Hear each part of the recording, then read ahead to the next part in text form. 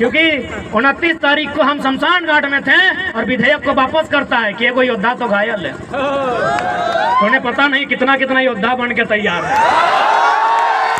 उन्हें ये भी नहीं पता कि घायल शेर की सांसें उसकी दहाड़ से भी खतरनाक होती है। इसीलिए हमें परेशान ना किया जाए, हमारे हक अधिकार को हमने सामने रख दिया जाए। लेकिन यदि ऐसा कुछ हुआ तो अगली सरकार झुमरा के पहाड़ में बनेगी। और बस इमेजिन कीजिए, बस कल्पना कीजिए कि यदि सरकार झुमरा के पहाड़ में बन गई तो रूह कांप उठेगी। मार दीजिएगा, सच बोलते हैं, ईमानदारी से बोल रहे हैं, डर नहीं लगता है, मरने से डर नहीं लगता है, हम ईमानदारी से बोल रहे हैं, हमको बीमार होने से डर लगता है। बीमार हो जाएंगे तो आंदोलन रुक जाएगा, मर जाएंगे तो आंदोलन दुगना रफ्तार से चलेगा। क्योंकि भगत सिंह ने भी कहा था कि मुझे फांसी ना दी जाए, भगत सिंह ने भी कहा था मुझे फांसी ना दी जाए, बल्कि मुझे किसी चौराहे पे खड़ा कर दिया जाए और गोलियों से भून दिया जाए। क्यों कहा था ऐसा पता है? ताकि मेरे बदन पर चलने वाली एक एक गोली को, मेरे शरीर से बहने वाले एक एक लहू के कतरे को देखकर नौजवानों में उबाल आए। इसलिए उन्होंने कहा था हमको फांसी नहीं दिया जाए, बंद कमरे में फांसी ना दिया जाए, यदि हम गुनहगार हैं तो बीच चौराहे में खड़ा कर दिया जाए और गोलियों से भून दिया जाए।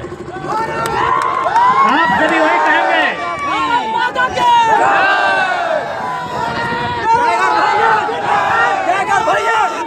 इसलिए आप सभी निवेदन करेंगे, आप ड्यूटी कीजिए, आपकी ड्यूटी का सम्मान करते हैं, हम लोग आंदोलन करते हैं, हमारे आंदोलन का भी कोऑपरेट कीजिए।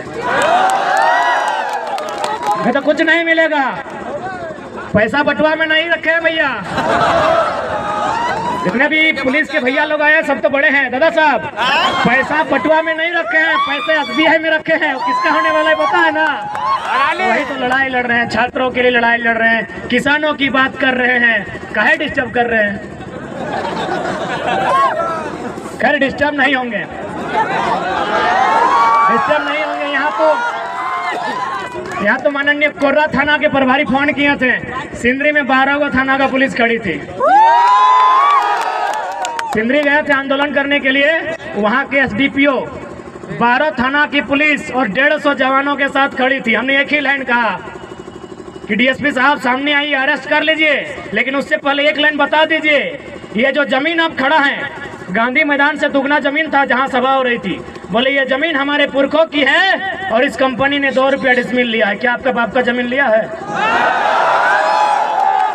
हमने एक लाइन कहा था माननीय डीएसपी साहब को कि डीएसपी साहब उतना मेहनत क्या करते हैं, अरेस्टिंग करना है एकदम आके अरेस्टिंग कीजिए, हम लोग भागेंगे नहीं, लेकिन एक लाइन में उत्तर दीजिए, जिस जमीन में आकर आप खड़े हैं ये हमारी पुरखों की है, इसे 2 रुपया डिसमिल लिया गया है, क्या आपके बाप दादा की जमीन इस तरह ली गई है? और उसके बाद भी आपको दिक्कत नहीं है तो आइए ना, हम तो शमशान घाट में एक सप्ताह में एक बार मिल जाते हैं। लाइव नहीं देखे वीडियो क्या? राजभवन से लोग देख रहे हैं, सही बोल रहे, राजभवन से देख रहे हैं। क्योंकि 29 तारीख को हम शमशान घाट में थे और विधेयक को वापस करता है कि कोई योद्धा तो घायल है। तो उन्हें पता नहीं कितना कितना योद्धा बन के तैयार है। उन्हें ये भी नहीं पता कि घायल शेर की सांसें उसकी दहाड़ से भी खतरनाक होती है। इसीलिए हमें परेशान ना किया जाए, हमारे हक अधिकार को हमने सामने रख दिया जाए। हम उप तक नहीं कहेंगे, लेकिन यदि हमारे हक अधिकार के बीच कोई टकराएगा, वो टकराने वाला कोई क्यों ना हो, हम वही राड़ माटी के राड़ लोग हैं जिन्होंने अंग्रेज को पेट में 1 नंबर करवा दिया था। इतिहास याद कीजिएगा, हुक्मरान में बैठे लोग 1757 में इंडियन भारत की सरजमी में बैटल ऑफ प्लासी हुई थी, बंगाल के क्षेत्र में अंग्रेजों के सामने उठा के पटक दिए गए भारत के लोग। ठीक 7 साल बाद 1764 में बैटल ऑफ बक्सर होता है इसी बिहार में, फिर भारत के लोग अंग्रेज के द्वारा पटक दिए जाते हैं, लेकिन जैसे ही वो मानभूमि में आते हैं चुहाल विद्रोह में उनको हम पैंट में 1 नंबर करा देते हैं। हम वही झारखंड के लोग हैं, हमारे अस्तित्व से नहीं टकराइएगा, हमें हमारा इतिहास मत याद दिलाइएगा। हम भी चाहते हैं वसुधैव कुटुंबकम, हम भी चाहते हैं जियो और जीने दो का सिद्धांत, हम भी चाहते हैं नदी नालों में, पर्वत पहाड़ों में, झील झरनों में प्रेम के गीत गाएं युवा, नौकरियां करें, अपना घर बसाए। हम नहीं चाहते इनके हाथों में हथियार हो, हम नहीं चाहते हैं ये विद्रोही बने, हम नहीं चाहते हैं ये बागी बने।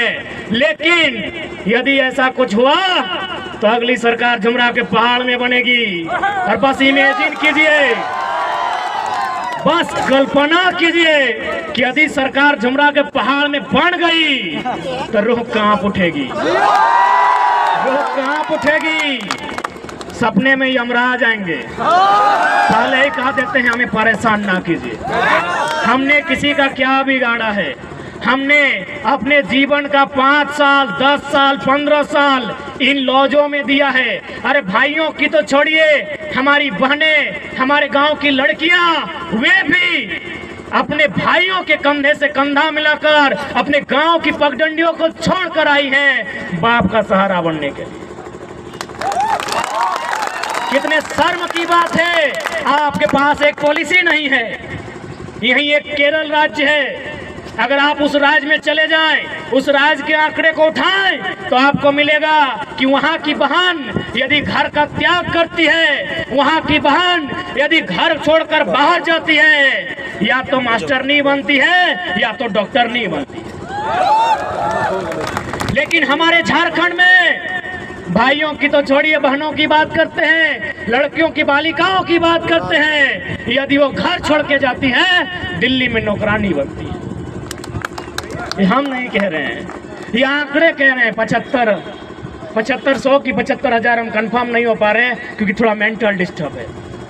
अगर 7500 ही है तो मान के देखिए हमारी 7500 बहनें दिल्ली में दाई का काम कर रही है।